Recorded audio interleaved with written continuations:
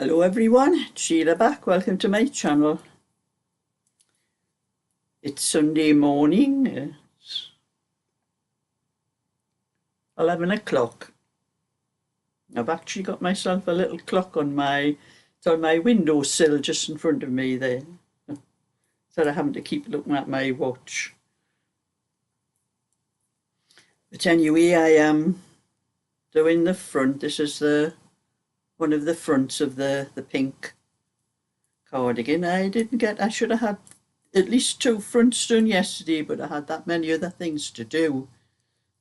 I had to go to the post office first because I had to go before 11 o'clock because I had to call some letters to post for patterns, and I wanted to make sure they were picked up before 11 o'clock. And 1 or 2 little bit of shopping while I was out in my car. And then when I came home, I had the trouble with my printer, and I spent a lot of time trying to sort that printer out till I realised my printer's not going to work until I buy these pads for the waste ink. But then I had to work out how to get that part out of the printer. And I had to turn the printer around. It was at the back part, and there was just one little screw I had to unscrew to get the part out that holds the ink pads. But I've had to order the ink pads, and they'll not be here till about Wednesday. And the printer won't print anymore until these pads are replaced, and then you have to put a code in to get the counter back to 0 for... There shouldn't be a counter for how many times you can print, whether these pads get saturated or not. But you have to pay for this thing to reset the counter, which really annoys me. So I spent a lot of time on that. When I got the part out, there was only one screw to unscrew it from the printer, and I was turning, it just was kept on turning. I think the thread must be gone on this thing. I thought, how am I going to get this part out?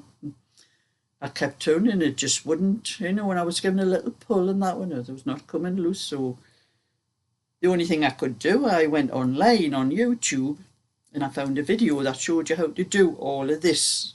And somebody said, the fella that was doing the video, he says, the screw that you unscrew from the printer itself, he says, a lot of you think that the thread's gone on it, but he says it hasn't. It has a little collar on the other side, and he says, and that screw doesn't come out. He says you just unscrew it, and then you've got to give it a really good hard tug, and it'll come off. So that's what I did, and pulled a good hard tug, and it came off. So he was right. He says you'll be unscrewing it forever. He says if you think you're waiting for the screw to come out. So he had all he was from the firm, to do with the firm that I bought the things from, and you paid for the pads, and you pay for the code that resets the clock thing when you get it sorted out. So that's what I'm just waiting for that anyway. So I messed on with that, and really when I did, it took me ages even just to get the thing apart where I could take the pads out, but I've left the pads in until the new ones come, because they have to be put back in a certain order, and I don't want to take them out and forget what order I took them out in. But this video shows you anyway if I had taken them out, but they were really saturated, and I think it was because I bought some ink that wasn't the proper Epsom bottles, and the proper Epsom bottles have little tag things on when you put them in to fill the places in the printer. It locks them in, and it only fills them up to a certain amount. It won't let them fill any more. But these cheaper ones that I did get, the colours were perfect, but they didn't have these little things on, and I think it was overfilled a few times, because when you look at the front, you're supposed to be able to see as the ink comes up, but the black one does not show you that, and I think it's the black one that's been overfilling. That's how the pads were saturated. But anyway, I'm just waiting for that to come, and then I've got it all ready to to sort out when it does come. So I've been doing, that's what I was doing yesterday, why I didn't get as much done of this little, because I stopped knitting things like this at tea time. So I'll finish this row and I'll show you what else I've done.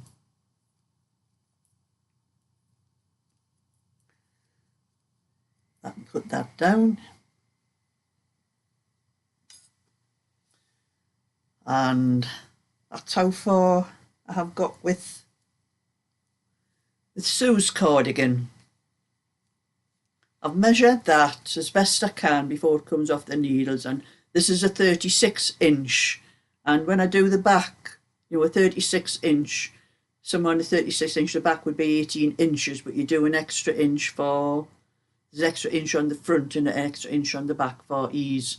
So it actually measures 19 inches, and it actually measures that, the 19 inches, but I'll be able to measure it better. But that's how much I got done with that last night. So this is knitting up a lot quicker than what the white one that I did that came out the wrong size.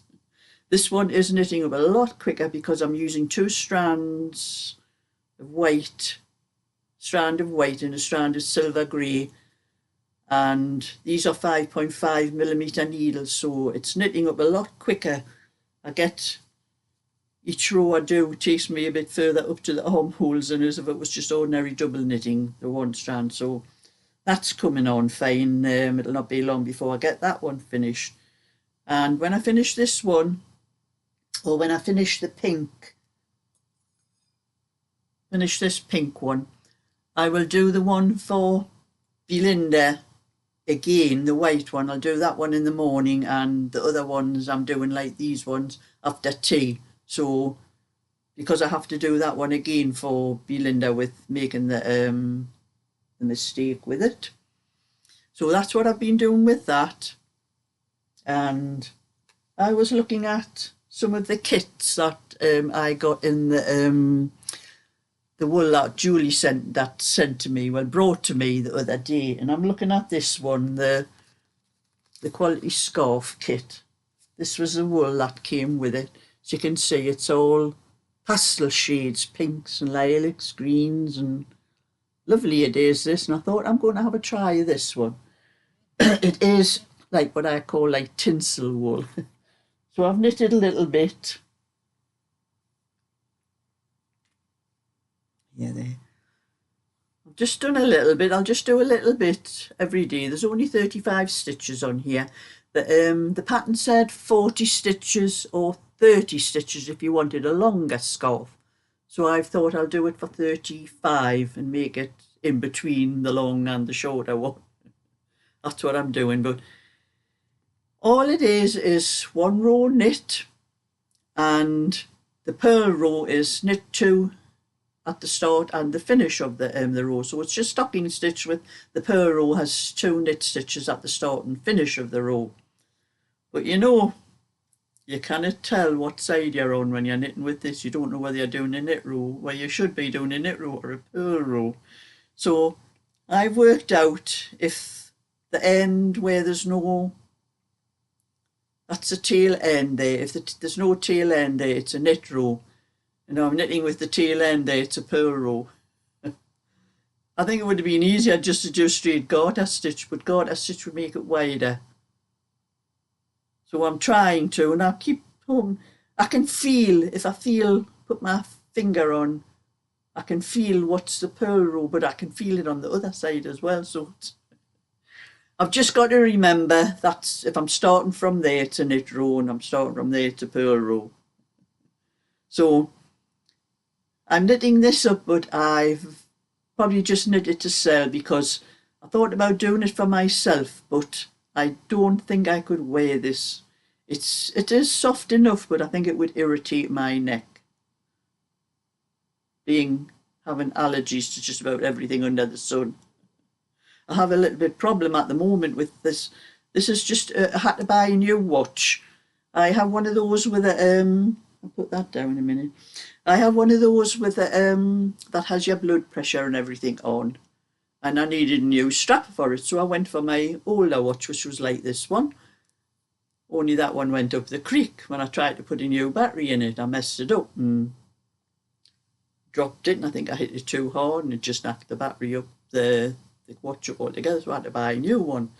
But this one, I don't know whether I'm allergic. It's just the back part there, the back of the watch. I'm going to put an elastoplast on the back on there just to fit it over that circle part. I don't know what it's actually made of. I think it's just stainless steel. If I can see there is some, yes, it says stainless steel, but I don't know what the strap is actually made of, but the strap's not bothering me. But that little bit on there is my hand. My wrist has been itching like something not right. I was nearly scratching the skin off this morning. I took it off, but I put it back on again to see whether it was just my wrist, but it is starting to itch, so I must be allergic to stainless steel. That's the only thing. I'm going to put a little, like I said, I'm going to put a little bit of elastoplast on the back of that, and that'll stop the part touching my skin. But anyway, when I was knitting this scarf, you get these knitting needles that come with it. And they're very good, these needles are. They are metal. They're not plastic. I thought they'd be plastic because usually they just give you cheap needles and that. But these are a set I bought like this. The same size as these ones. These are ones I'm using at the moment for the Rosebud cardigan. And these were a set I bought from Mariners, you know, long before they went out of business. But I bought a set. I think I bought them from 2mm up to, I think I could only get up to 5mm with them. And I wanted larger sizes as well because I bought them for to do tutorials. When I was doing my tutorials, I was using my long needles. And one or two people were complaining about the clatter on the my table at the time when I was doing them. So I thought I bought some smaller ones to do the tutorials with, so they weren't clattering on the table. But I couldn't get the larger sizes, and I'm glad that's a 6mm. I'm not sure whether I've got 5.5mm in these.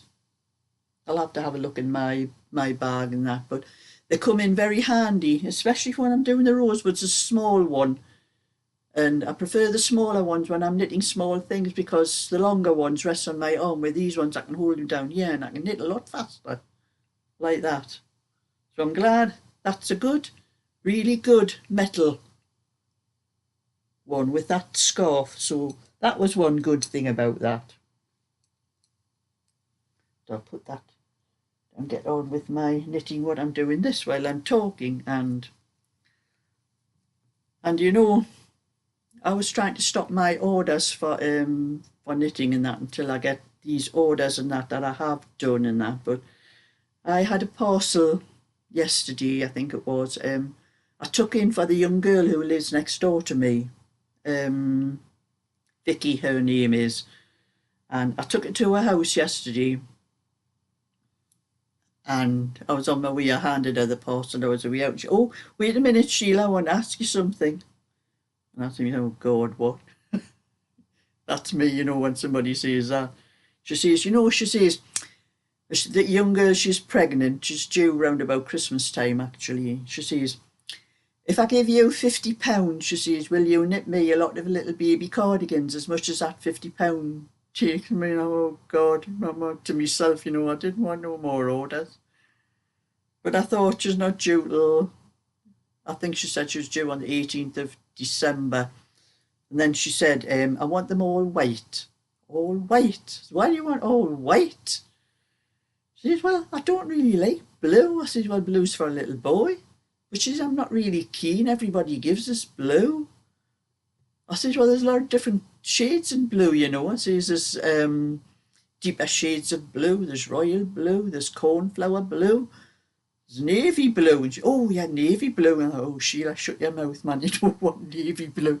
You want a baby in navy blue. But anyway, I told her, I says, I haven't got time at the moment, but I says, I will do some for you later on. I says, I will do them in a lot of different colours. I says, there's lots of nice colours. I says, there's lemon, turquoise, beige, cream. I says, colours like that. I says, I'll do some in white. You can pick what you want. I'll let you see them. I says, I'll do them to actually sell. on eBay or Etsy, but I'll let you pick what you want out of them before I put them up for sale. And then if you want more than just the weight, I says I'll do the weight if that's what you want. So anyway, I sorted that out, and I've told her, I says I haven't got time at the moment, I says, because I have other things to do. I have some other orders that I have to finish. And it is, well, September, October, November. There's still 3 months before a baby's due. But then anyway, I was watching one of Michelle's. Michelle had a video up this morning, and well, she's had it up. I think I've been catching up this morning on 1 or 2 videos, and Michelle was one, and she was talking about an eye, a test for your eyes, your eyesight, and a hearing test and that. And I was sort of laughing to myself, and I was thinking about this here. I need a hearing test. I do have a lot of trouble hearing things. When I have my television or my computer on, I have it as loud as it goes because I can't hear very well. But I'm going to tell you just one little story when my son really told me how bad my hearing was. I was just sitting, I think, watching something on the television, and I had the television up quite loud because I couldn't hear it very well. And I had a message from, it wasn't a message, it was a phone call from my youngest son, Ian, his name is. And he said, and she said, "Are you in, Mum?" I says, "Yes, I'm in." "You sure you're in?" I says, "Of course I'm sure I'm in. Why?" He says, I've knocked on your front door." He says, "Just normal like, you didn't answer." He says, "And I knocked a bit harder, you didn't answer." So he says, "I banged on the door, you never answered." He says, "So went to your window." He says, "I've been tapping on your window, you never answered." He says, "I've tapped a bit harder on your window." He says, "If I tap any more harder, I'll be putting your window in." So he says, "If you're in, will you open the door and let me in, and I can hear your television out here?" She's come in. That really told me how bad my hearing was. My son never lets me forget that. Every time we happen to talk about my hearing, he brings that little bit up every time. But I think I do need a hearing aid, because when I told you I was at my granddaughter's boyfriend's funeral a little while ago. And the lady that was giving the sermon, lovely lady, and I couldn't understand a word she was saying. And I said to my granddaughter, it was just a lot of mumble. And I can hear all right when I'm talking to people that are close to me, but she was at the pulpit thing and talking from there. I said to my granddaughter, "Could you understand everything that lady said?" And she says, "Yes." I said, "Well, I couldn't. It was like mumble to me." She says, "You need a hearing aid, Nana." I think I'm going to have to get my hearing tested, and because I know that I do have to put everything up loud on my television or my computer, whatever I'm trying to watch. But most times I have those little earbud things I put in my ears and plug in my computer, and I can hear quite well with them in. So I think that should probably tell me I need a hearing aid.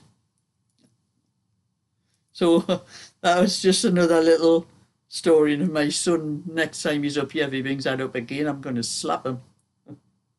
So thumbs up and subscribe, and I'll catch you all another time. So bye for now.